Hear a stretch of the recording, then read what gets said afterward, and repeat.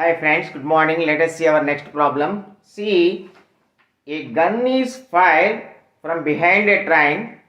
The driver of the train hears the sound 2.5 minutes later than God. Find the length of the train. See, here is the God, here is the driver.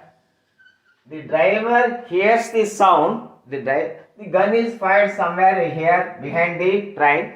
The driver hears the sound 2.5 minutes later than the God. 2 point time. Here time is equal to 2.5 minutes. The driver hears the sound 2.5 minutes later than the God.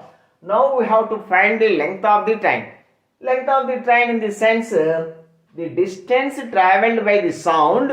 The distance travelled by the sound in 2.5 minutes.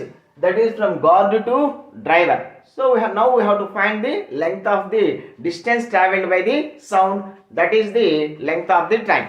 So here distance is equal to velocity into time.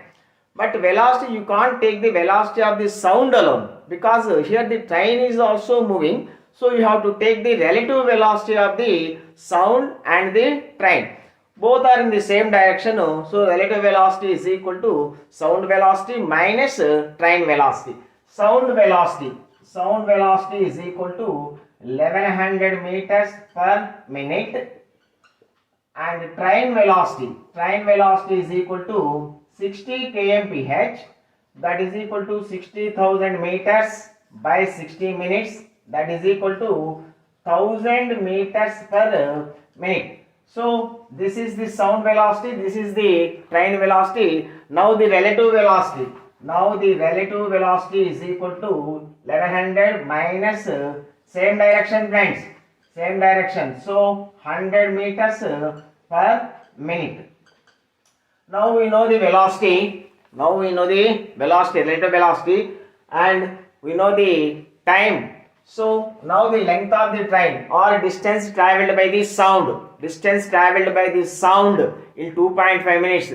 That is the length of the train. So length of the train is equal to relative velocity. Velocity into time. Here velocity means relative velocity. 100 meters per minute into time 2.5 minutes. This is equal to 100 into 2.5 meters. That is equal to 250 meters friends. 250 meters is the length of the train. Okay friends, thank you. Have a nice day.